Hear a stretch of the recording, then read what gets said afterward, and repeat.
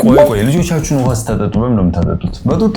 ያው ልጆቻችሁ 6 ወር ከሞላቸው በኋላ ነው እንጂ ከዛ በታች ውሃ እንደማይሰጥ መቼስ ታውቃላችሁ ብዬ ነው። ነገር ግን ለልጆቻችሁ ውሃ በጡጦ ማጠጣት እነኚህ 3 ችግሮች እንደሚያመጣ ታውቃላችሁ። አንደኛ ቦትል ዲፔንደንት እንዲሆኑባችሁና ከጡጦ አሻግራችሁ ወደ ኩባያ ለመቀየር በመሞክሩበት ሰዓት ላይ በጣም አስቸጋሪ ይሆናል። ሁለተኛ ደግሞ ህፃናት ጡጦ በሚጠቡበት ሰዓት ላይ ኮንሸስ ሆነው አይደለም የሚጠቡ፣ ዝም ብለው ነው የሚመጠምጡትና ውሃ በጡጦ በሚሰጧቸው ሰዓት ላይ ከሚያስፈልጋቸው በላይ ሊጠቀሙ ይችላሉ። ይሄ ደግሞ ከሚያስፈልጋቸው ውሃ መጠን በላይ በመውሰዳቸው የተነሳ ወተር ኢንቶክሲኬሽን ለምንለው ወይም ደግሞ ውሃ ከፍተኛ መጠን በመጠቀማቸው ምክንያት ለውሃ መመረዝ ሊያጋልጣቸው ይችላል። ሶስተኛው ደግሞ ህፃናት ከሚገባው በላይ ዝም ብለው እየመጠመጡ ስለሚወስዱ ሆዳቸው ዝም ብሎ እንዲሞላ ያደርገዋል። ይሄ ደግሞ በምግብ መተካት ወይም ደግሞ መሙላት የነበረበትን ጨጓራቸውን በውሃ ብቻ እንዲሞላ ያደርጋል። ስለዚህ በቂ ምግብ እንዳያገኙ፣ ከዚህ ተጨማሪ ደግሞ ክብደታቸውም እየቀነሰ እንዲመጣ ሊያደርጋቸው ይችላል። ያው በደንብ እንዲያሳምናችሁ ደግሞ አራተኛ አንድ ነገር ልጨምርላችሁ። ህፃናት ጡጦ በሚጠቀሙበት ሰዓት ላይ የጥርስ አደራደራቸው፣ ከዚህ ተጨማሪ ደግሞ የጥርሳቸው ጤንነት ለራሱ አደጋ ላይ ይጣላል። ስለዚህ ልጆቻችሁን 6 ወር ከሞላቸው በኋላ ውሃ ጀምሩላቸው በተቻላችሁ አቅም መጠቀም ያለባችሁ ለህፃናት የተዘጋጁ ኩባያዎችን ነው፣ ጡጦ አይደለም። እናም ተጨማሪ ጥያቄ ካላችሁ እንደተለመደው ኮሜንት ላይ መጻፍ ትችላላችሁ። ቤተሰብ ያልሆናችሁ ደግሞ ፎሎ ማድረጋችሁ እንዳትረሱ።